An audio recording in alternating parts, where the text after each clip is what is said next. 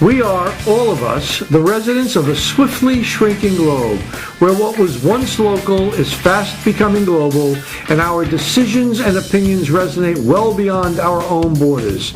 Join me each week, your host, Al Zucaro, from the epicenter of the Western Hemisphere, Boca Raton, Florida, in sunny South Palm Beach County, for a pointed look at politics, immigration, culture, and what it means to be a citizen of the world. Good evening, ladies and gentlemen. Welcome to Citizens of the World. This is Al Zucaro. I'm being brought to you from Bogota, Colombia today, where I've been for the last 4 or 5 days visiting and getting familiar with the business activities since the international trade pact between the United States and Bogota has been placed, and also taking part in a familiarization tour with regards to growing tourism opportunities. As you know, the show is brought to you in part by Fugazi International Travel, and I'm traveling with Fugazi here to Bogota, where we have actually had the opportunity to visit a number of the hotel chains, one of which I will mention right now, which is Hotels Royale, which is a very interesting grouping of hotels. They comprise of about 15 or 16 units, most in Bogota, but all already expanding further out within the South American nation. The activities going down here in Bogota are significant, and I will report on them when I return next week. We'll do a whole show with regards to this. In the meantime, today we have some very interesting news to report. With regards to EB-5 financing, you know we've been following the issue with the President and with Congress. Congress passed it last week. We had the opportunity to have a conversation with Fred Burgess last week. We've captured that conversation. Since then, the President has actually signed the bill. So the 3-year extension is now in place, and we can continue to look for investment of foreign investors here in the United States and the creation of jobs. Today's show will be a complete focus on my interview with Fred Burgess, and I hope that you enjoy it. So take it away, and we'll look forward to it, and I'll see you next week in person. Well, welcome back, folks. This is Al Zucaro. We're going to go into our interview section of the show tonight.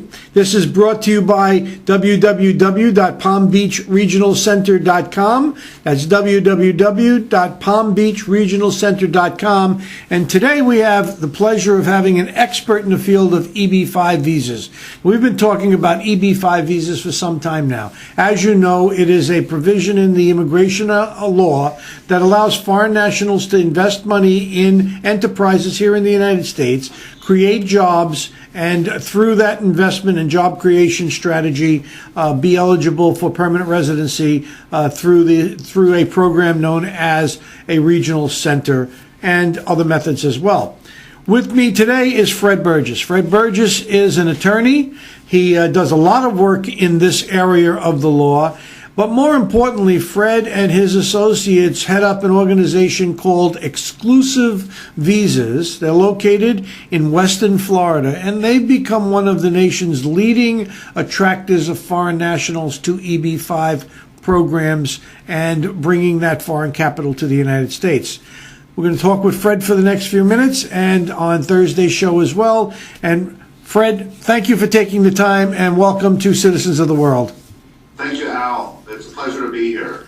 Now, you and I have gotten to know one another over the years, and I've come to respect your platform and the things that you're doing. You travel the world an awful lot seeking to educate people about EB-5 visa opportunities and ultimately bringing back people to the United States for investment purposes. Perhaps you can give us a little background on exclusive visas and how it works and how you got started in this business. Well, you're right, Al. We travel quite a bit. I've added pages to the passport several times now, and it's to the point where I'm going to need new passports soon. But let me just give you a little bit of background of exclusive visas. We formed exclusive visas after I handled a very large real estate business transaction that was an EB-5 project up in northern United States. And as a result of that project and the education that we learned, we saw that the EB-5 visa was a win-win for both developers as well as the fastest track to a green card in the United States. So we were bringing economic money into northern United States. Wasn't costing the taxpayers any money, and the immigrants were getting a green card, so it was a great trade-off. When did you start it? When did you start that business? Transaction was probably in 2005, end of 2005, beginning of 2006. Well, you've come a long way since then. Perhaps first, tell the audience what your website address is so that they can be looking as we speak if they want and follow up later on. The website is www.eb5exclusive.com. Now, that is your operating business, and its name is actually Exclusive Visas. Yeah, and if they went to exclusivevisas.com, they'd get there as well. Okay, now you keep the industry well aware of the items that are happening in the EB5 world through your newsletter. You have a deep reach all across the United States, do you not? We do, and we feel that it's our mission to educate the investors about the EB5 program, about various projects, and as well as educate developers looking to the EB5 program as a creative way of financing their projects. Now, I will tell you that we are extremely, extremely conservative. We look very, very closely at projects, as you know, so it's got to be a good fit between the project and the investor. Okay, now you've become somewhat of an expert. You actually, Exclusive Visas is not only an information service for the industry and for the investor, but it's also a consulting service for businesses interested in identifying the opportunity and whether it would be applicable to them. Absolutely. We do educate the projects. We at times structure the offerings so that it becomes a very safe means of getting the green card for the investor. We look at the background of the developers. We make sure that the jobs are not pie in the sky, but are real jobs, and we're very careful about what we promote to the investors. Now, you could have any one of a number of projects active at any given time. I know that you're actively working with, well, I know of at least two. I'm sure there's more than that. Actually, I know of at least three. I'm sure there's more than that. Right. When we are looking at the project side, we traditionally like projects that are going to create the most indirect jobs for the investors, because as you, I'm sure, have told your audience, the EB5 program, EB, employment-based, means we need to create a lot of jobs, and we're going to reward these investors for creating jobs. But if the project doesn't create the jobs, then the investors will lose the green card. So it's important, especially in the projects that we look at, that they create an abundance of jobs. So we look at certain industries. We like national restaurant franchises. We like medical projects. Depending on the project, we may promote a hotel project. We raised a lot of money for the University of Miami expansion of their medical school, the life science and technology parks. We do like university projects as well.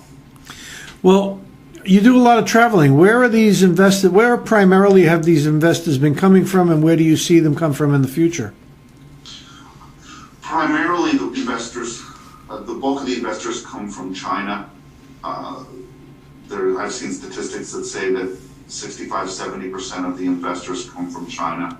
However, if you look at the projects that we're involved with, they look more like the United Nations. Our last project, which we just closed out the Voodoo Barbecue and Grill Phase 1 offering. We had investors from Canada, Austria, Norway, China, Nigeria. So we don't put all our eggs in China. Brazil's a big market that we feel is out there. Because the Chinese market and the Chinese government is very, very strict when it comes to the project promotions. There's been a lot of fraud going on in China. We're afraid that the Chinese could snap their fingers and turn on and shut it down in China. So we really diversify the projects that we diversify into various countries. Right now, while we maintain a very strong presence in China, I'll be heading there October 15th. We feel that India, Brazil, the United Arab Emirates are very strong areas. Latin America is Venezuela, Colombia, very, very strong countries for EB5. Now, when you travel to a foreign country, what kind of a program do you put on, and how do you identify your investors? Well, the answer is it depends. Some countries have a more organized system of immigration. In China, and to some extent in India, there's actually agencies that assist people in immigrating to various countries, whether it's Hong Kong, Canada, Singapore, the United States. They also help with student visas, travel visas. Unlike in the United States and China, you need to get a permission anytime you want to travel anywhere. So there's an organized system of agencies, and we use our relationships with these agencies to assist, to educate them, and to introduce the projects. There are other countries where there is not an organized system. Brazil, Mexico, Venezuela, Russia. And then we basically give educational seminars. We have a very large reach for the global community, so we're contacted hundreds of times a week from various people from around the world, and we let people know when we're going to be in a particular country, and they usually come and schedule one-on-one meetings with us. Sometimes we'll bring a project with us. Well, when people do the things that you're doing, it's like a building block. Eventually, it becomes a cascade where people seek you out because you are a leader in the field.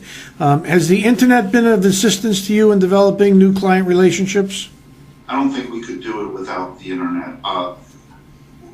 We got involved in this because through my law firm, I had a very broad international client base of primarily Latin American and European, a lot of clients from Ireland.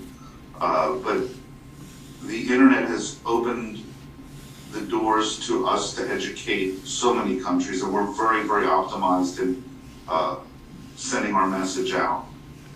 Behind you is a series of all of the Florida law books on your shelf behind you.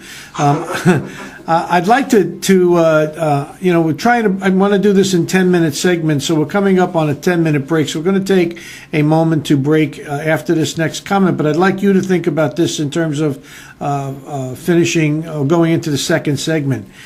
EB5, oftentimes when I sit with people that are interested in EB5 funding opportunities, they come to the table thinking that it is like a spigot. You just turn it on and money starts to flow. It is an incredible conversation that takes place after that, analyzing the various elements of the law and the protections that are put in place by Homeland Security for purposes of identifying the source of the funds and the character of the investor. So when we come back, let's delve into that for a couple of moments. Excellent. Thank you very much. Folks, we'll be right back. Hey, thank you, Al. It's a wonderful opportunity here again this week to give a little international interlude here. This week I thought I'd talk about something that's just as important as the people that are coming into the United States, but some of our own citizens that are thinking beyond our borders in order to vacation and or potential retirement. Countries like Panama, Costa Rica, Belize, Mexico are finding that our citizens find the cost of living there to be very attractive. If you happen to be a person on a retirement income and you're getting $1,200 or $1,400 a month, you're not going to live very well here in the United States. But you can go to some of these countries, have a nice apartment, a domestic servant, eat well, and spend your golden years in some kind of dignity. And I think people are looking for quality of life as they go into retirement. Just think about this. We have somebody turning 60 every 9 seconds in the United States. These are what we call our baby boomers. One of the things that happened after the war is many of our military personnel coming home took kind of a page out of the 60s where they said, make love, not war. And that's exactly what they did. And so the result was this incredible boom of children that are now coming of age. Last decade, we had somebody turning 50 every 9 seconds. This decade, we have somebody turning 60 every 9 seconds. It's about 78 million people out of our 315 million population. So we have plenty of people that maybe can't afford to stay in the United States, even though many of our boomers are very comfortable and will live here into their golden years. In terms of how many people have already gone, we've got about 65,000 U.S. citizens leaving in Panama. We have about 85,000 living in Costa Rica. We have, believe it or not, 1.5 million that have moved down into Mexico, certainly not along the borders where there's a lot of conflict, but further down in the country, and find it to be a nice place with a quality of life that they enjoy. Belize has also had some attraction because it's one of the few countries south of the United States that is an English-speaking country. Incidentally, that's why Panama is attractive as well.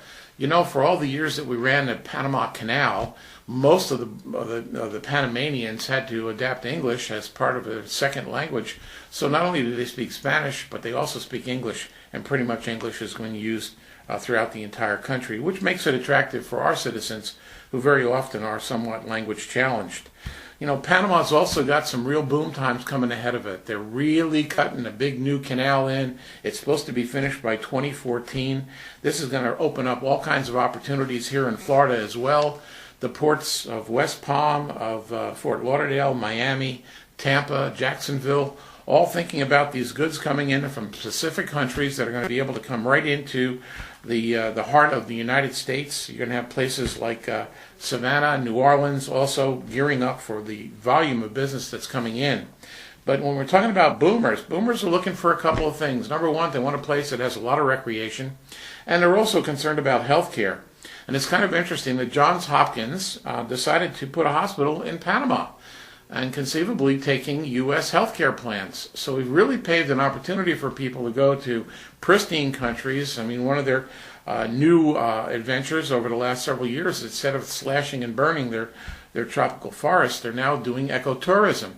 Nice place to live, good opportunities, price is still very favorable, money trades very well. In fact, in Panama, they use the U.S. dollar. They call it the Balboa, but the fact is U.S. dollars are traded openly throughout their entire society. So they're a dollar-based economy. Opportunities abound out there, and if you'd like more information about your opportunities, give us a call, portsideproperties.com. Look forward to being with you. Al, let me turn it back to you.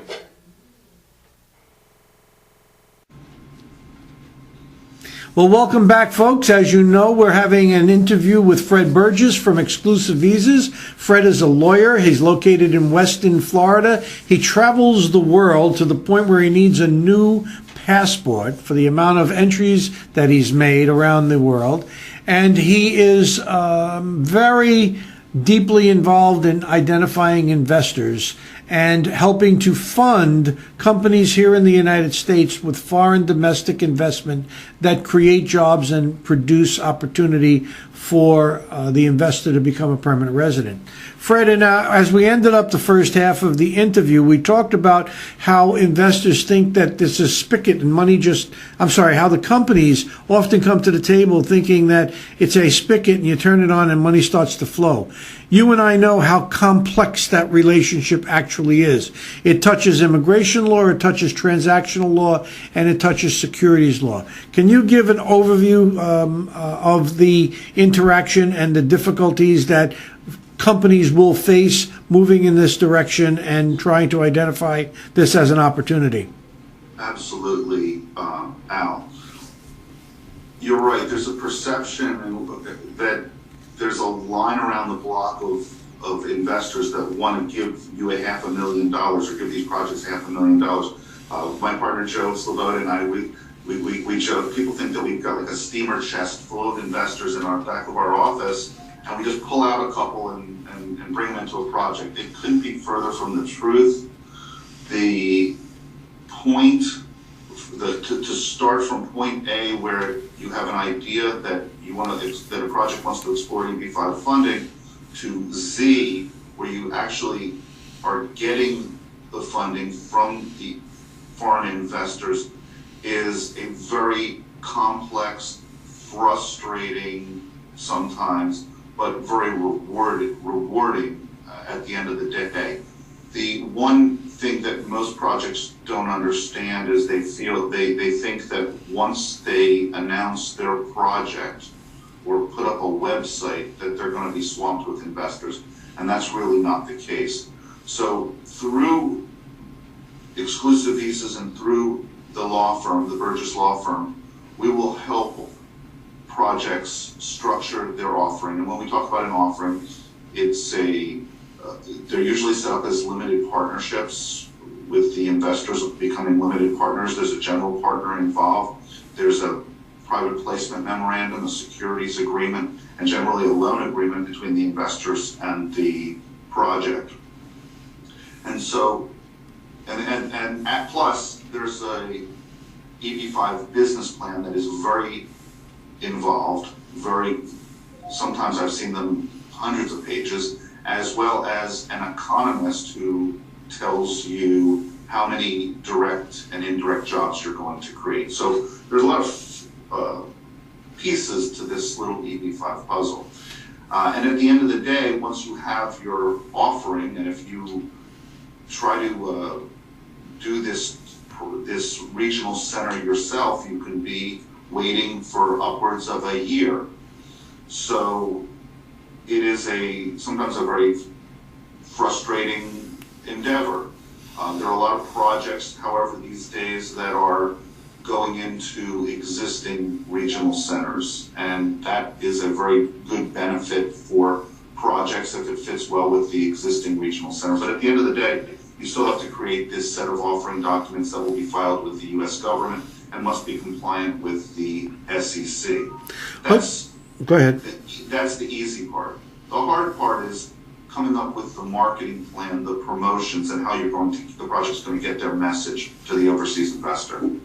The timelines for this are getting quite extensive. In the early days, almost the prehistoric days, many years ago, it was a lot quicker to get things through the process than it is now. The process has become complex, the process become crowded with many different offerings.